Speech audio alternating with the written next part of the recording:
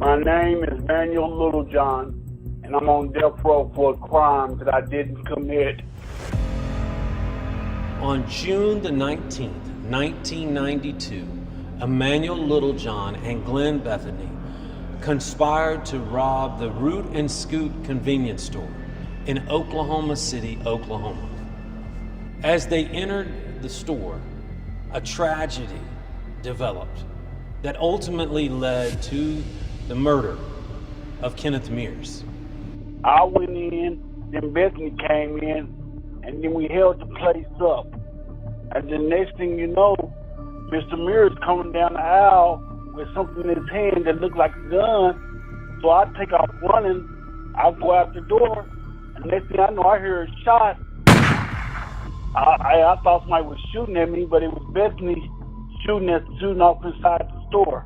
Glenn Bethany turned around and fired the shot that killed Kenneth Mears.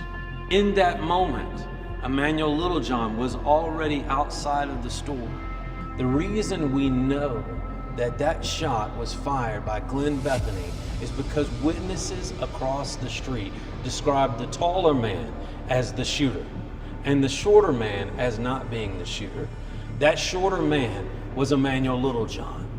I get back to the apartment, they started telling us that Mr. Mears had died. So I said, Bethany, they told me that you killed the man. He said, I was just shooting at him to make him jump backwards, but I must have hit him. Littlejohn is scheduled to be executed, having never fired a single shot. I never said I wasn't a part of the robbery, because I've always said that from the start that I was there. I'm the only one on death row that has been here for 30 years, but I haven't killed nobody. Oklahoma, we need your help. Emanuel Littlejohn is scheduled to be executed in the coming days. The only person who can lead the way to stop this execution is Governor Kevin Stitt. Governor Stitt can be reached at 405-521-2342. We need you to dial this number incessantly and demand an end to this effort to execute a man who has never killed anyone.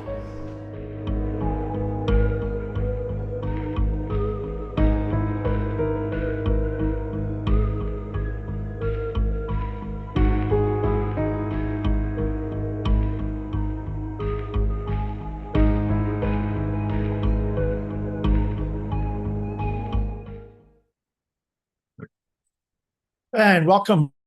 Good evening. Welcome, Jeff, and all of our panelists can turn on their cameras. My name is Abe Bonowitz with Death Penalty Action here, and there's Ali and Grace, the Floridians for Alternatives to the Death Penalty, and Reverend Dr. Jeff Hood, and others may be joining us. And we are here for the forecast, our monthly, normally first Sunday of the month, look at the upcoming executions. I'm here in Salt Lake City with my colleagues here. Suzanne just made us a wonderful dinner. There's Suzanne Bossler, the Journey of Hope from Violence to Healing, and Charles Keith, our Impacted Communities Liaison, and there's Randy Gardner. Randy is the brother of Ronnie Lee Gardner, the last person executed by firing squad in this country, as well as last person executed in Utah 14 years ago. So we're going to be talking about Taberon Honie. We're going to be talking about Arthur Burton. We're going to be talking about Emanuel Littlejohn. We're going to be talking about Loran Cole tonight, and a couple of other things as well. We may be joined by colleagues in South Carolina as well. We'll see. But let's start with what's going to happen on Wednesday. And by the way, I want to invite you. You can put your questions in the Q&A. I see there's one already. Yes, the answers are coming, but people are asking about the petition for Loran Cole. Yes, that is, we're going to put the link in the chat here, and that is available. It's just not on the webpage yet because the guy that does our webpage, Scott Langley, is in Alaska and has been off the grid, and he's going to get that up as soon as he can. But the petition's ready, and it's in our social media. You'll be able to find all that. We'll talk about that too. And of course, you can always find the Floridians for Alternatives to the Death Penalty petition at fadp.org. We'll put that link in as well. Let's, we're looking at a horrific day on Wednesday and Wednesday night. And so let's start with that. Reverend Dr. Jeff Hood is here. We just watched the video that we created about Emanuel Littlejohn, and I want to give a great shout out and thank you to David Dodge from the David Dodge Foundation, who helped pay for the vast majority of creating that film. So we're grateful for support from folks like David who make our work possible. So we just watched that film, and what's going to happen, I wonder, is Ebony here? Can we see if Ebony is here? If you see Ebony, let's bring her up. Ebony Gusby is a local activist in Oklahoma City. She's always present whenever anything is happening. And she has been riding herd on the Oklahoma Pardon and Parole Board. In fact, she had a conversation with somebody from the Oklahoma Pardon and Parole Board the other day, in which she was told that thousands of our letters from people like you have been received. We were trying to figure out when we have to, what's the timing. Allegedly, there's a cutoff as to when they have to be received. And, we want to make sure that they're receiving all the letters and that the board members are receiving them. But what Ebony was told, and this is exciting news to me, is that we collectively, you, all of us, have sent thousands, probably many of those are emails, but also many people wrote letters in the postal mail to the Oklahoma Pardon and Parole Board about Emanuel Littlejohn, how he didn't kill anybody. So Reverend Dr. Jeff Hood, is here. He was just with Emanuel. And so the reason we're starting with him, even though he's not scheduled to be executed until the end of September, is that on Wednesday is the parole board hearing, the clemency hearing. And we're going to be calling on people tomorrow as soon as they open to start calling and making sure they received our letters, making sure those letters are being put in front of the members of the Pardon and Parole Board. But Jeff, you were just with Emanuel on Friday, and fill us in what's happening. How's he doing? What should people know? Yeah, thanks, Abe. It's a difficult time. There's no getting around that. I mean, Emanuel is just a few days away from fighting for his life. One of the last chances he will have to argue before a government body as to why he shouldn't be executed. We did spend a good amount of time Friday talking about, what he wanted to say at the clemency hearing, what he wanted to get out of that. I think it's important to very frankly say that clemency in Oklahoma is particularly suspect. It's just one of these things that feels like even if you get it, the governor's not gonna save your life. And so when you have a situation where it feels impossible, it feels like a lie, it feels to me very evil to dangle these types of carrots in front of people to give them hope when there seems to be no hope. And so I think that part of this moment with Emanuel is sort of letting him know that we're going to fight as hard as we can for his life, while at the same time trying to temper expectations as to what the clemency board will actually do, first and foremost, and second of all, what Governor Stitt will actually do. So, like I said, it's a strange time, it's a difficult time, but I know that Emanuel feels your prayers. He feels your concerns. He feels the letters, the emails, everything. He knows that people are fighting hard. And I think it's important that everybody remember that, yes, sometimes, all the time, I guess, we are fighting to save these guys' lives. But I also want to remind everyone that in the fighting, in the pushing, in the working, is something that perhaps is even more valuable than stopping an execution. And that is making a human being feel whole. And I know that Littlejohn feels like he is sort of being put back together by people listening to him for the first time in a long time, standing up for him for the first time in a long time. And so, of course, we hope that this clemency hearing ends in him getting clemency. We hope that it ends with Governor Stitt saving his life.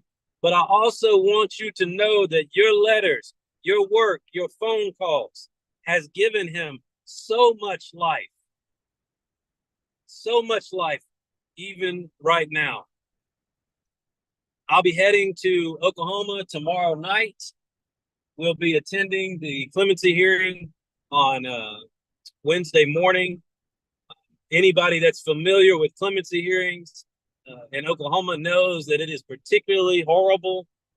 It's a lot of monsterization, a lot of blood, a lot of pain, a lot of hurt, without any sort of sense of reconciliation or forgiveness. It's disgusting in my mind, really. But we're going to be there for Emanuel. And I know that y'all have been there for Emanuel. He knows y'all have been there. And, I'm just so thankful for that. I'm so thankful to be a part of a community of people that cares about all of God's children, not just some. All right, well, Jeff, introduce your little friend there. Sorry, this guy was just blocking the street. Okay, Philip, say hello. That's my son, Philip. He's 12. And then this is Charles. Can you say hello? That's Charles. Charles is 6 months old. And so he rolls with us. But yeah, like I said, y'all keep sending those letters, man. Keep sending the emails, phone calls, all of it. And thank you very much. Okay, well, Rex, that was Jeff just introduced Charles, the puppy dog, and Jeff, be careful. People are going to be complaining that you're driving and zooming at the same time. I want to share. This is where you go to take action. This is Death Penalty Action's webpage. Go to deathpenaltyaction.org. Only that link that we just put in was broken. We got to replace that, please. But you get to the front of deathpenaltyaction.org, and right here, right at the top, the fight to save Emanuel Littlejohn. And I want to point out this is important because this is where we can get people signing the petition. And this is also where the information is. This is sort of serving as a web page for Emanuel Littlejohn, since he doesn't have a whole campaign page like we've done in the past and like other people do. So you can get the information you need here. But I want to point out this is the second time we've done billboards in Oklahoma. This billboard is playing it's an electronic billboard, so you see this image once every minute and a half or 2 minutes, whatever it is. It rolls along among other advertisements, but this shows over 1,000 times a day, 1,350 times a day, over 10 billboards in the Oklahoma City region.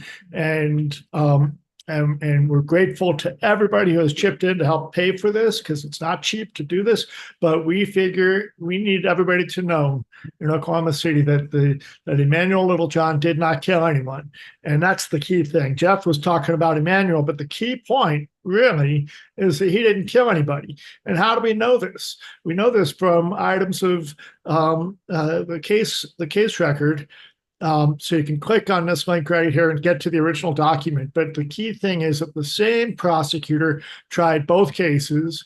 And in each case, so for Emanuel and his co-defendant, in each of their separate trials, the court, the prosecutor said, the same prosecutor said that that guy was the shooter. He said that first for Glenn Bethany, and then in the second trial for Emanuel Littlejohn, he said it was Emanuel that was the shooter. Well, how do we know what's true? And then you also have this other document, which at the very bottom of it, you can see that witnesses standing across the street from the store testify that the taller man fired the shot and Bethany was the taller man. So this is where you can find all that data. And actually, if you were sending the emails like we asked last week, then we were asking people to cut out those download each of these graphics and send those in. And this is what we could do. And of course, the lawyers will be talking about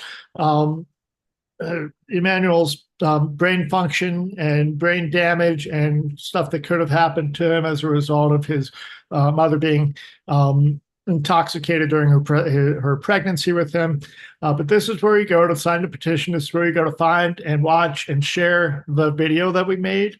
And that's the action for Emanuel Littlejohn. So we are, let's see here. So that's where you find that as a deathpenaltyaction.org. And let's see, I'm looking to see if there's any questions let's see. Don't see any questions yet, but I did want to say that one of the things is, of course, Emanuel is subject to the death penalty because they have the law of parties there in Oklahoma, which basically says if you're part of a broader crime, then you're subject to the ultimate punishment. So Emanuel doesn't deny being part of the robbery. However, what's really strange here is that the actual shooter got a life sentence and Emanuel got a death sentence. And that's just unfair. And that's the piece of the puzzle we think the 5 members of the Oklahoma Pardon and Parole Board might latch onto in recognizing that this is a person who is worthy of mercy. So tomorrow morning, we're going to be starting the what we call the virtual sit-in, and we're going to try to shut down the phone lines on the parole board tomorrow. So watch for that action. I'll be shooting out to everybody right about the time that the parole board office opens, and we'll be asking people to call and just ask, hey, did you get my letter? And can I make sure that that is going to be put in front of the members of the Pardon and Parole Board?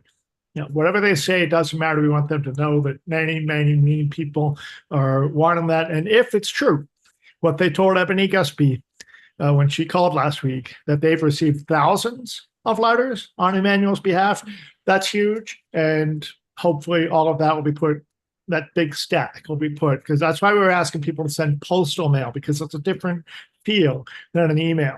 Somebody has to actually spend the work. So we'll be doing more of that kind of activity and sooner in these cases, because it does take a ramp up time. But I'm grateful to everybody, especially in the slowness of summer, who've taken time to take the action on this. So Jeff or Allie or Grace, any further thoughts on Emanuel Littlejohn before we move on? I was just going to jump in really quick and say that one of the amazing things that has happened with this campaign is that we really have shifted the narrative. The narrative was going to be about brain damage, like, other sorts of auxiliary issues. And you could tell that in the clemency packet that the state presented, that it was pretty clear that what they were intending to do was simply say, this is a monster, we should kill him, those types of things. What is amazing about the work that we have done is that we have shifted the narrative to whether or not Emanuel Littlejohn was the shooter. And what that has accomplished is it has changed the very makeup of how this hearing on Wednesday is going to proceed. The bar has been set a lot higher than it would have been if we hadn't done anything. So I'm very thankful for the work that we partnered together to do. Super. Thank you, Jeff. So that's the first thing that's going to happen on Wednesday this week. Then we're going to shift over to Texas, where we're looking at the execution of Arthur Burton, maybe. But I'm going to share my screen again. We really haven't had a whole lot about Arthur Burton. And that's in part because of a strategic decision by his attorneys to keep everything on the down low. Not sure why they think that's important. We all know what a hurdle it is to get across the to the Texas Board of Pardons and Paroles. So it's really the courts. And this is a message we saw a little while ago. Thank you, David, for forwarding this. These are the appeals to the U.S. Supreme Court, and that's where this case is at. So it looks like we won't be waiting on courts. Because this will probably be resolved by Tuesday, if not sometime on Wednesday. But the questions have to do, and I'm not an attorney, so forgive me on this, but in the questions presented to the U.S. Supreme Court is whether the Texas Court of Criminal Appeals, in refusing to authorize plenary review of Mr. Burton's unrebutted prima facie case that his intellectual disability measured by current clinical diagnostic criteria rendered him ineligible for execution. So there's the key thing, is intellectual disability. We have not really heard much from Arthur or connected with him, but Cantor Zusman, who writes to everybody who gets a date, basically said he had not heard back, but recently he did. Allie has also just connected with Arthur. So Allie, what can you share with us about Arthur? So Arthur's actually a really close friend of my good friend Pete Russell, who's on Texas's death row. And I didn't know this until pretty recent. Arthur's a very private person, so I wanted to respect that as much as possible. But basically he just sent me a short note back thanking me for thinking about him and supporting him, and just essentially not wanting him to die. Like, just, yeah, something that struck me about the conversations I've had with people who know Arthur, this is really devastating, and I think this just demonstrates how lonely and just horrible of a place death row in Texas and elsewhere is. But Arthur, I've been told that Arthur has been known to make friends with the spiders and other little creatures that find their way onto Texas's death row, and he talks to them. And on one hand, I'm glad that there's something there that he can talk to, but on the other hand, when I heard that just broke my heart, that the place he's in is so horrible that he has to make friends with spiders. So I don't know, that just struck me, and I just wanted to share that. But yeah, it's really devastating what's going on, and I know that my friend Pete is really struggling with this. Even though Arthur's crime is really terrible, yeah, I think we're all in agreement that this is still not how things should end for him. And it's yeah, just hearing about Arthur and his friendship with Pete, it's really sad.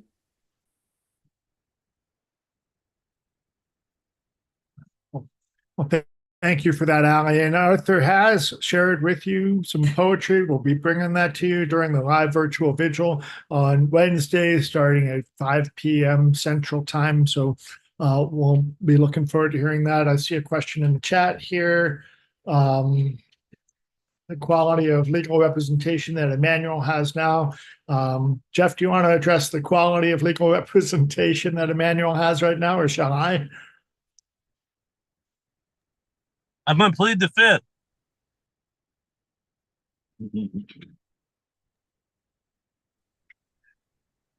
Well, I think that,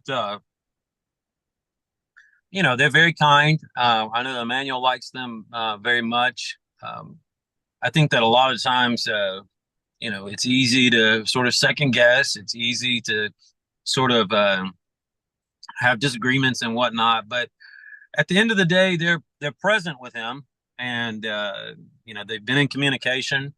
Like I said, I know from time to time there's been disagreements, but the problem in my mind with this situation is not the attorneys, it's the system. You have a system that is set up to kill Emanuel, and it's going to be incredibly difficult for anybody to stop that system. That's a good way to put it. And Abu had a question about Taberon Honie. We're going to get to that in a moment. So again, not a lot of clamoring to stop this execution from the public and from a public campaign perspective. We, death penalty action, every single time somebody gets a date, we reach out to the attorneys, and if they want to work with us and share information, then they do. Attorneys like to control all the information, and I can't blame them for that. But we try to put out what's available so that people can take tangible action and make sure that our voices are heard. And until today, we really haven't had a whole lot to go on as to what the claims are being made for opportunities for relief for Arthur Burton. So it is what it is. We're doing our best with that. And of course, we have a couple thousand people have signed that petition already. Again, go to deathpenaltyaction.org, and you just scroll down till you find the upcoming executions. There's Arthur Burton. You click on that and you get to the petition. And here we have 3,464 signatures so far. We're going to be submitting these. We already did submit those that we had as of Friday morning, because usually that's when they take their votes is sometime on Friday. And then we hear about what the recommendation, or rather we hear about the denial of a recommendation for clemency on Monday some point. That's how it normally works. But anyway, that's where you get that petition. And there really is, well, hopefully the U.S. Supreme Court will actually agree with the arguments of the attorneys, and this execution will be halted. And if not, you'll see on the live virtual vigil starting at 5 p.m. On Wednesday, Central Time, 5 p.m. So with that, let's move on to Taberon Honie.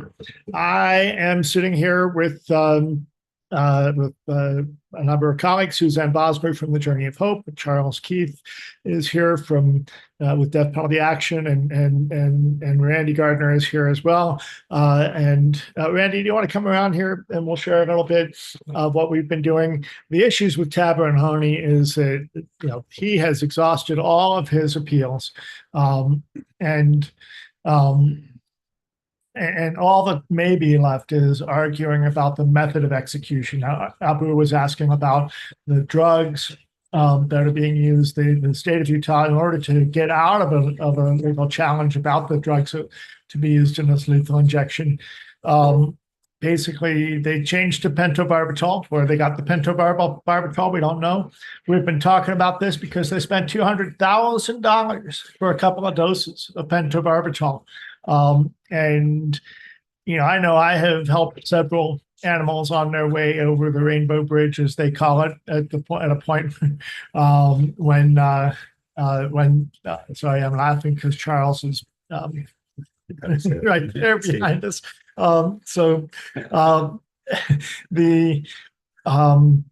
We're a little giddy because we're all exhausted. We did 3 masses and a big event today. So, and we're getting some great reaction and support from folks here in Utah, by the way, as we work to create and build a movement here, which there is no standing state anti-death penalty organization. Anyway, back to the issue. They decided not to have to fight the lethal injection drugs issue by just going with something that's tried and true, so to speak, that they know works, that they know has been challenged in courts, and that's pentobarbital. So that's what's going to happen, is a lethal injection with pentobarbital. The issues in Taberon Honie's case are, he murdered his girlfriend's mother. It was a horrific murder.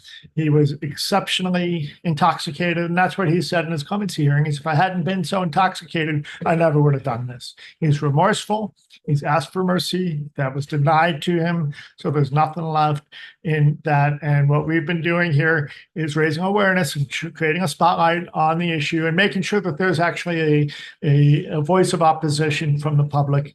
And we've had tremendous support from Bishop Solis, the Catholic bishop, and we'll see how it all works out by Wednesday when we have a press conference at noon on Wednesday, or at 11 a.m. here Mountain Time. Right about the same time we'll be hearing about the clemency hearing in Oklahoma. And then that execution is expected to take place at 12:01 a.m., so a midnight execution. So I hope some of you may stay up late with us. for Europeans, you can get up early and join us for the live virtual vigil at the time of the execution, and that's our plan. So, Randy, I think you've been part of some of our Zooms in the past, but I have. why don't you introduce yourself a little bit? This is Randy Gardner. Hey, folks, everybody out there. Yeah, my name's Randy Gardner. I'm from Salt Lake City, Utah. My brother was Ronnie Lee Gardner. He was actually the last person in Utah and the United States executed by firing squad. That was 14 years ago on June 18th, 2010. We haven't had an execution in Utah since then. I'm happy this is not going to be a firing squad, because what I had to go through, I know it's very vile, and I also know that the lethal injection is going to be very vile for him. You know, I want to have hope that something good will happen out of this. I'm honestly not feeling it in my heart. I'm pretty familiar with politics in Utah, and that, you know, we're doing what we can here, and we're doing a good job. We're raising a lot of awareness. Like Abe said, there's not really nothing going on here in Utah. Ever since my brother was executed, it's kind of just all died out. We have had a few bills in the legislative session back in 2018, 2019 that I thought was going to end the death penalty. At one point, they tabled the bill because I'm pretty sure the bill would have passed. They were scared. They didn't expect it to go through the House and the Senate and through all the meetings and stuff, and it got there. I took it on myself when they told me they were going to table the bill instead of vote for it, and showed some pictures of my brother. Went and got them printed up and showed some pictures of my brother's his autopsy photos, just how violent it really was. And you know, I risked being arrested in there, and they did finally detain me. They didn't know what to do with me, and I told them that. You know, I said, you know, my First Amendment's right. They never had a law that you couldn't bring posters or pictures in the galley of the state House of Representatives or the Senate, but they've since stopped that, so now it's no longer allowed. But I've been in Washington, D.C. and got arrested 3 different times at the steps of the Supreme Court. I just want to say I've fought my whole life not to be arrested. And since I've joined this abolition movement, you know, it's like, this is crazy. I'm out here trying to get arrested, and We're not trying to get arrested on this one. no, we're not trying to get arrested on this one. I'm getting a little too old. I think I've done my rites of passage as far as that, and I think I'm going to pass it on to the next guys. Well, Suzanne just said that she is ready to get arrested again. There's Suzanne. She's washing the dishes over there after making dinner. By the way, Suzanne, Allie just put in the chat, well, a private message to me that she was walking around in her abolition wear today, and she's wearing a shirt like this one. And somebody noticed her and started talking to her, and the person happened to know you from South Florida. So that's what happens. You never know who you're going to end up talking to when you're wearing the message. So you can pick this up at deathpenaltyaction.org, of course. So anyway, Randy, we're sorry for the trauma that you're going through, and also grateful that you're willing to put yourself in this space of reliving it as you tell your story over and over again this week while we're talking to the media. We're talking to people that will have us come and speak in their churches and that sort of thing. And then we're going to be outside the prison. I know that's going to be traumatizing for you. So, this is, it's also part of your working through, right? It is. You know, I feel, I've got severe post-traumatic stress disorder, but when I don't do this type of stuff, it's even worse. You know, I had to finally seek some professional help after about 8 years of dealing with this and what they did to my brother and what they do to anybody. But I had no idea there was even people like Abe or anybody out here. You know, after my brother was executed, I got hold of Abe on the internet, and I got a call from you. And he hooked me up with the Journey of Hope from Violence to Healing. And I swear, like a week later, I was in Texas, you know, doing abolition work. And, you know, and I thought there was a bunch of old hippies that maybe did it. I didn't realize there was millions of people out here in the world doing this stuff, you know, and we need millions. We need a million more. Well, it takes all kinds. And really, actually, what we know is that if we could just reach all the people that actually agree with us and get them to do something, you know, and we're getting thumbs up. We're getting lots of people coming talking to us here in Utah. And we'll see how it goes, and especially the kind of news coverage we get from the activities we've been up to. So with that, are there any questions about Taberon Honie? I know we were going to get too deep into his case. Again, you can look at the information that's on the webpage, which is kind of sparse, but there'll be more, a lot written. Ultimately, we know he's remorseful. We know he admits what he did. We know that he is not a threat to anyone. I do want to note also, as I was reaching out to the rabbis here in the Jewish community here in Utah, whenever I go somewhere and it's going to be over the weekend, I offer to give what's called a Devar Torah, or a study moment during the Jewish Sabbath services. And you look at it, you look at what's the reading for the week, and then kind of riff off of that. Well, the reading for the week in synagogues all over the world this weekend was about a number of things, but one of which was the cities of refuge for people that commit murder accidentally or not fully at fault. And I think that Taberon Honie fits into that, because if he had not been so intoxicated, he never would have done what he did. That's what he says. And that's the hook there. Unfortunately, we started organizing for this Utah trip just a week ago. And I was hoping that Michelle Beasley would be on with us. She's been kind of our linchpin, hooked in. If you saw the Catholic Mobilizing Network and their vigil that they do on the first Friday of every month at 2:00 Eastern time, she was on that on Friday doing a reading and sharing a little bit about what we're doing here in in Utah. And anyway, she's been just a powerhouse. I imagine she's probably just fallen asleep because she's been working so hard. And if you look at I'll put it up later on the Death Penalty Action Facebook, but just a video from the they call them pulpit talks that Suzanne and Michelle have done at each of the masses at her Catholic church this weekend, where they got to share a little bit and invite people to action. And we've been just really grateful for her and the welcome that we've had here in Utah. And we're going to keep it moving. We're excited that Nicholas Cote, I think is how he says it, the Western Regional Organizer for the conservatives concerned about the death penalty, the Project of Equal Justice USA, is coming out. He'll be here on Tuesday, and he'll be with us at some of our activities on Wednesday. And we'll see what else happens. We're doing our best with it. We're grateful for all the support. And I do want to say, if you sign the Taberon Honie petition, or if you get our email, I've sent this out a couple of times now, 2 donors have put up $3,600 each as a match. So we're raising $3,600 to match these 2 other $3,600, which will more than cover the cost of this trip and allow us to keep it moving forward. So this stuff is not cheap. We appreciate anybody that helps and everybody that helps us get the work done. Some of you are on this Zoom today, and I'm grateful to each and every one of you. Whether you're a donor or not, we're grateful and we're glad to have you. But those who are able to chip in is what keeps us adding fuel to our fire. So we're grateful for that. So with that, now, Grace, thank you for your patience. Grace is here from Florida. Hopefully she is not blown away yet. Let's just flip the screen over here. And yeah, there's a hurricane there. So we hope you stay safe as this hurricane, was it Debbie or Deborah, blows through your neighborhood. But Debbie, okay. So, well, Grace, tell us about Loran Cole. And that all just fell in our lap the other day. So take it away. Yeah, thanks, Abe, and everyone.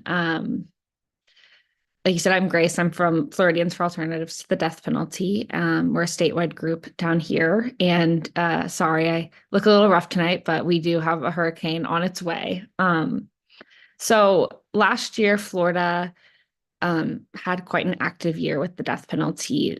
The legislature really expanded the death penalty significantly by eliminating the requirement for unanimity in death sentences. So now in Florida, someone only needs 8 out of 12 jurors to vote yes to sentence them to death. And they also instituted the death penalty for non-murder crimes. And kind of right alongside with that, Governor DeSantis signed 6 death warrants. And so there was, pretty much every month for about 6 months until October, we had an execution.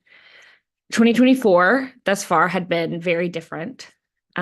We had not had any death warrants signed until last week. On Monday, the the governor signed a death warrant for Loran Cole, who goes by Cole often, for the 1994 murder of John Edwards, who is not related to the former senator. I think that I've seen that going around some, not related to the former senator. And I think some important things to know about Loran Cole is that first, his co-defendant, William Paul, pleaded no contest and is actually currently serving a life sentence. And that really just speaks to the arbitrariness of the death penalty, that two people who were involved in the same crime can have such vastly different punishments. It's also really important to know that Loran had really significant child abuse. I see it getting brought up in the chat, but as significant child abuse in early childhood, and then again as a teenager, he was sent to the Dozier School, or the Florida Institute for Troubled Youth. It had several different names. The Okeechobee School, which is a state-run institution outside of Tallahassee in a town called Marianna. And for those who have not heard of the Dozier School, I will drop in the chat an article from NPR about it, but it was a really abusive and harmful place. In 2015, the state of Florida officially apologized for the abuse that occurred there from, I believe, 1909 to 2011. It only closed in 2011. And in the late 2010s era, they actually discovered numerous graves on the site of the Dozier School that were previously unknown. So this culminated in June 2024 with Governor DeSantis actually setting a bill to compensate survivors of the Dozier School. So it's very interesting because then about 5 weeks later, he signed a death warrant for one of those survivors, Loran Cole, who spent time there as a 17-year-old. So we at FADP have a petition that I'm going to share in the chat. We also have some other actions that will be available coming up for you all. So please follow FADP on social media. I'll share the links to all of that. And I'll also include just some information about Dozier. I think it's a really important context to this case. And in a way, kind of some irony that on, one day the governor was compensating Dozier survivors, and then a few weeks later, he decided to kill one of them. So I'll drop all of that in the chat. And I'm also showing the FAD webpage. Yeah. Oh, perfect. Go ahead. And the execution is scheduled for August 29th at 6 p.m. Eastern time. And there will be a vigil. I mean, obviously the live virtual vigil from DPA, but also there's a vigil on the prison grounds that if you're in Florida and you're able to come, I think it's really important to kind of hold that space and show up and just register that not all Floridians are on board with this. There's usually some singing, some religious service, some reflection. So really encourage you to come. Well, thank you so much, Grace. I'm going to replace here's Suzanne Bosler, who's on the board of Floridians for Alternatives. You still on the board there? Nope, she's a former board member of Floridians for Alternatives to the Death Penalty. And obviously a murder victim family member and a leading voice against the death penalty in Florida. She's here with us telling her story in Utah, but we're also going to be working in Florida. And I mentioned Suzanne kind of waved her hand the other day when we were talking about risking arrest and these sorts of things. And, we're not sure what's going to happen in Florida, not wink, wink, coming up. But we've done a number of actions in Florida, and I want to just take this opportunity before we come back to Grace and just close that out to say that something really amazing has happened in the last few weeks. Former Governor Jeb Bush, who was the governor when I lived in Florida and helped create Floridians for Alternatives to the Death Penalty. This was I lived in Florida from 98 to 2005, and we got there, and there really wasn't a really impactful state group at that time. So we created Floridians for Alternatives to the Death Penalty. There's been, we're on the third executive director now, that's Maria de Liberato. But what happened was Jeb Bush, in announcing his campaign for re-election, he basically said we needed more executions for victim families. And that's when Suzanne and I rounded up a crew and went and cornered him. And with the Associated Press and Miami Herald in tow, Suzanne was able to say, Remember? It's been so long. I She thought said, you remember more we're than here me. to tell you, Jeb Bush, don't use victims' Oh. pain for political gain. He turned beet red. We were supposed to only get 5 minutes. We had 18 minutes of conversation with him. And that, I hope, planted some seeds. And we know that because just a week or two ago, and maybe, Ali, you can find it and put it in the link in the chat, there was a blog, or rather a podcast that was published in which Jeb Bush is talking about his rethinking the death penalty. So if a Jeb Bush can rethink the death penalty, anybody can rethink the death penalty, and that's the key thing. So that's why we have to keep doing this work, and we'll see what comes of it. Grace, is there anything more you wanted to add?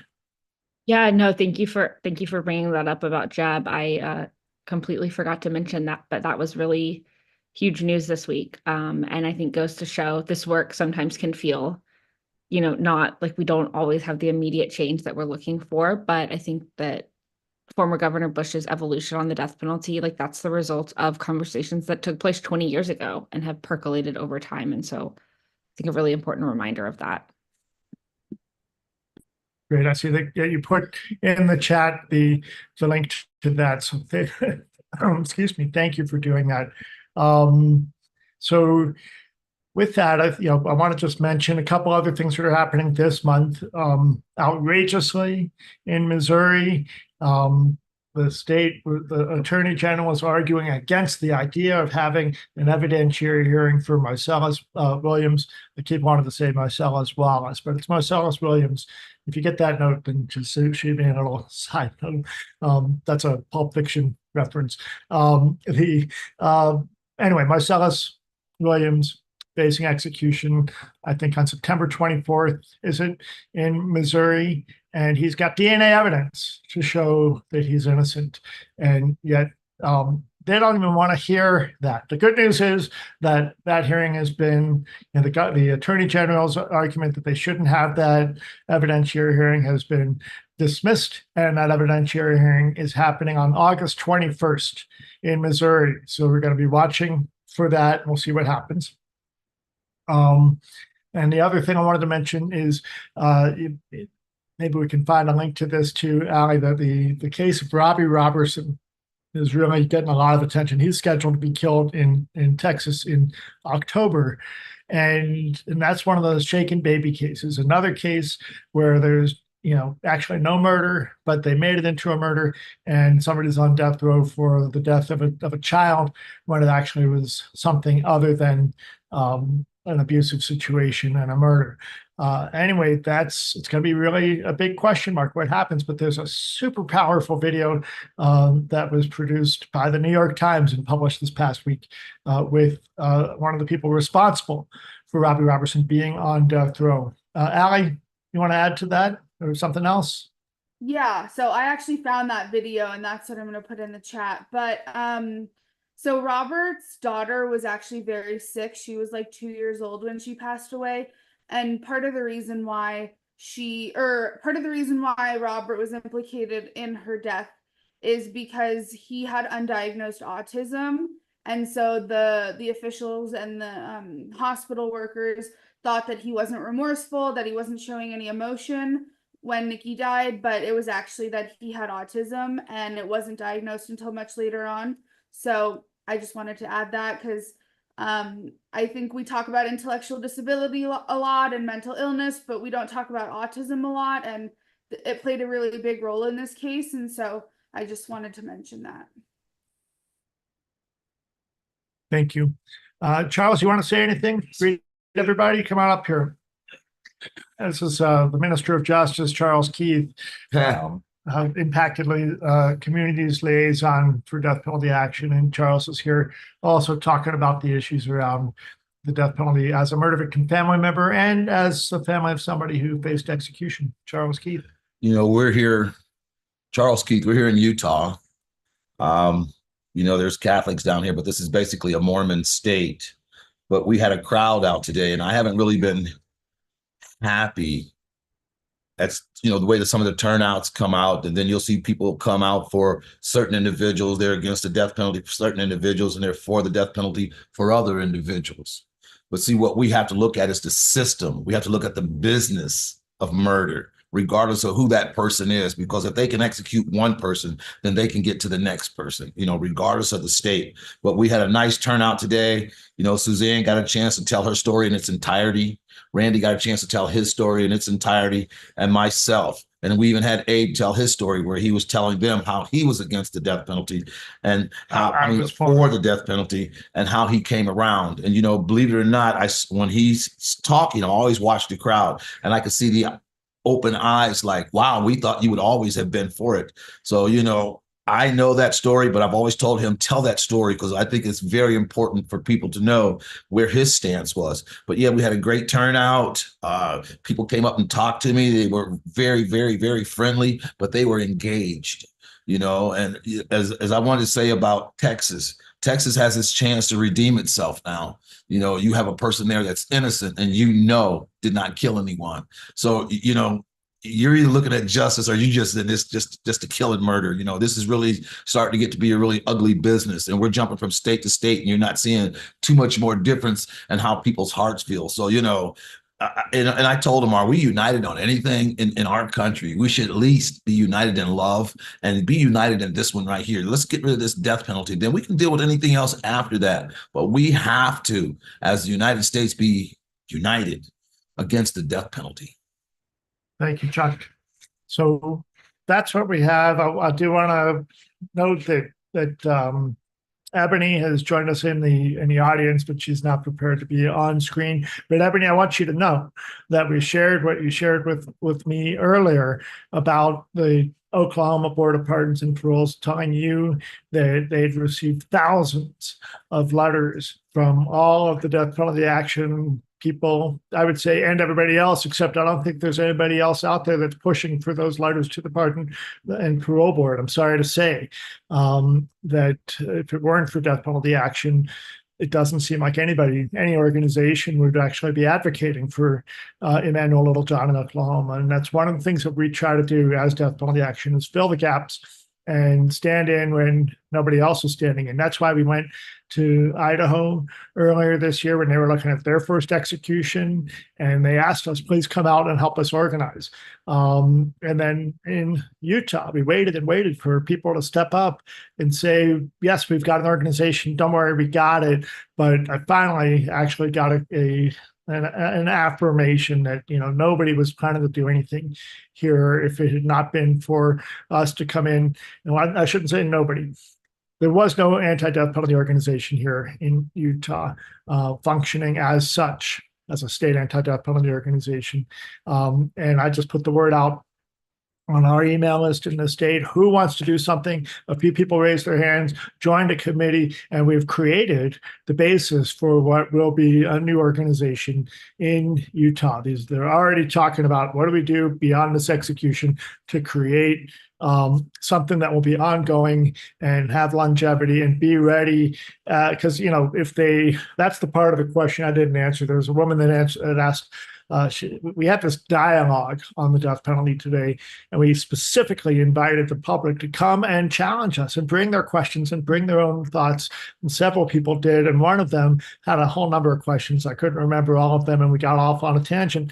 Ali, I see you, and we're going to get to you in a second there. But one of the things that she said was, what is shoot, that just jumped out of my head. Yes, the lady in the front. She said a lot. Yeah, she said a lot. I'm trying to remember what the point was. Allie, what were you going to make? What were you going to say? Oh, I just wanted to say something unrelated to Utah, but we have a question. Actually, we have two questions. The first one is for you, though. If there's any news on Joseph Corcoran from Indiana. Oh, so there is no news yet. We know that they're seeking a death sentence, an execution warrant in Indiana. That was it. The question that reminded me of it. She asked, why is this happening now? And that's what we are seeing. It's almost as if when the first gas suffocation execution happened in Alabama earlier this year. Suddenly, as soon as that was done, you had the Attorney General of Ohio and legislators in Ohio introducing legislation to bring that. That's not just happening. It's because the attorney generals in different states who have the death penalty are talking amongst themselves. And I think that that's what's happening here with Indiana and South Carolina and Louisiana and Utah and Idaho. States that have the death penalty but haven't had executions in a long time are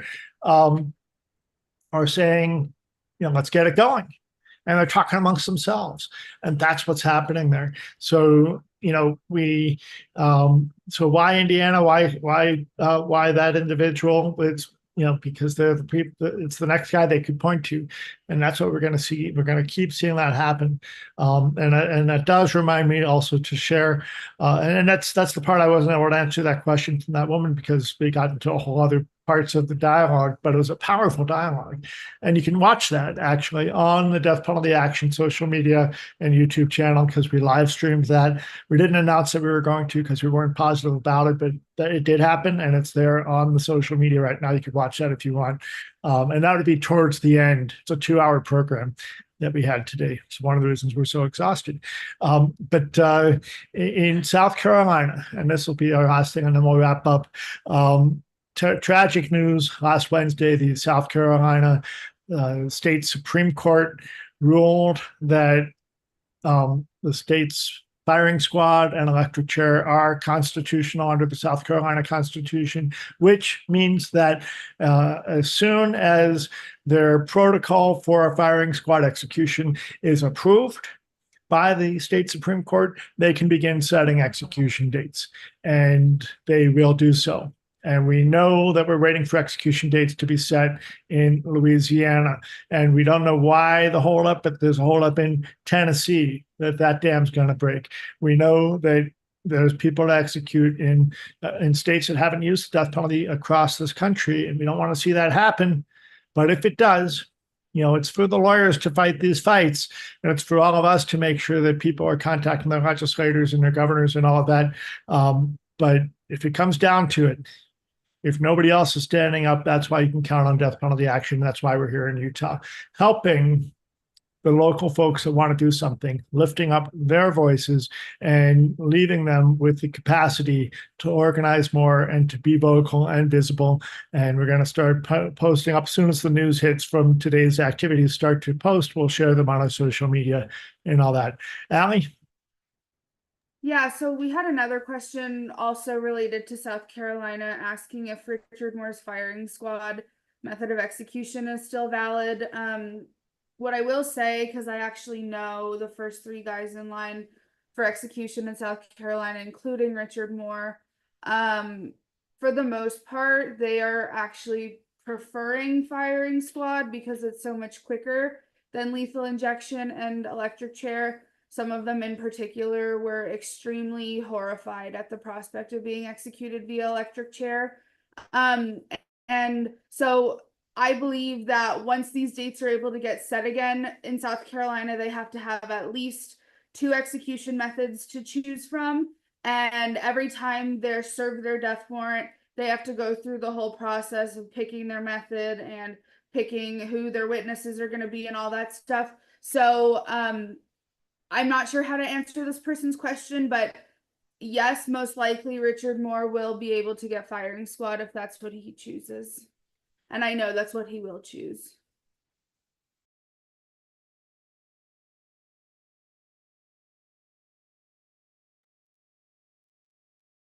Thank you, Ali.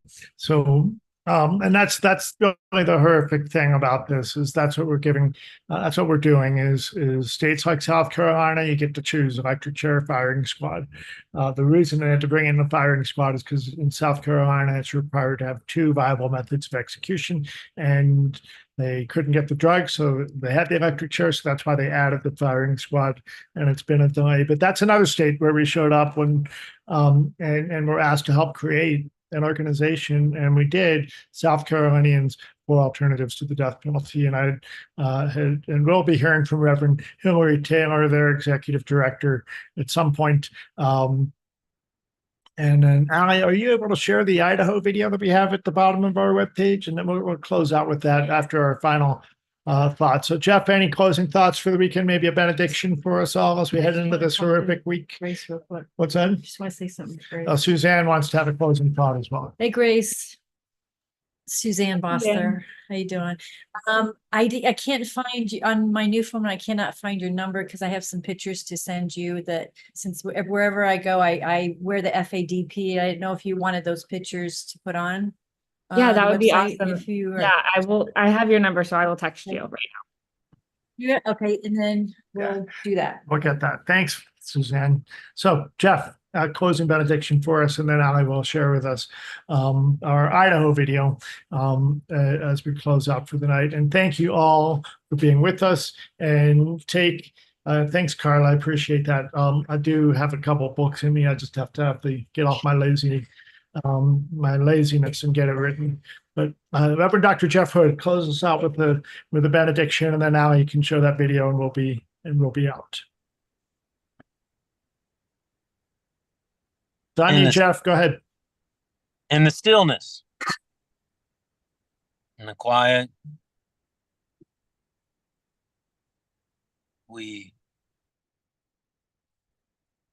yearn for waves of love, waves of justice, waves of mercy, waves of hope to wash over the cynical parts of ourselves so that we might be hope, love, justice, mercy for all that we come in contact with. Amen.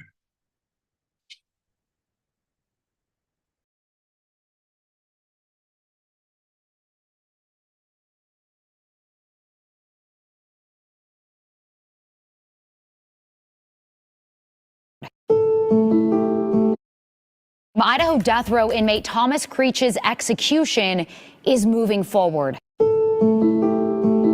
We're at the People's House of Idaho, and the power of government to take a human life is the one thing that none of us here want to give the government. So many faith organizations, civil rights organizations, and individual Idahoans are here standing in opposition to this execution. Life is not ours to take or to end. We stand here once again to protest the action of the state and its use of the barbaric system of the death penalty.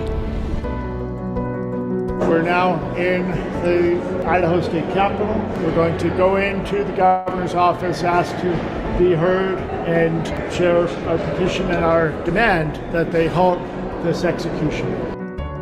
It's just amazing the number of people that have come out in support at various churches and elsewhere. We hope to have a really good turnout tomorrow to our last chance to oppose the execution of Thomas Creech. I'm a clergy in the United Methodist Church, and this morning I'm gathered with a group of clergy and laity to protest the execution of Thomas Creech. This didn't solve anything. This didn't help anything. Just thinking today of all the victims and just praying for the whole process. First, I'd like to express my deep gratitude for Abe and Suzanne for coming out and organizing us and helping us to get our heads around what this means in our society and in our community. So death penalty action comes wherever we need to go to support local abolitionists who want to stand up and lift their voices to oppose executions. It's an honor for us to have groups like the ACLU and the United Methodist Church and others ask us to come and help them. And that's what we do. We help lift up the voices of people who want to say no to executions.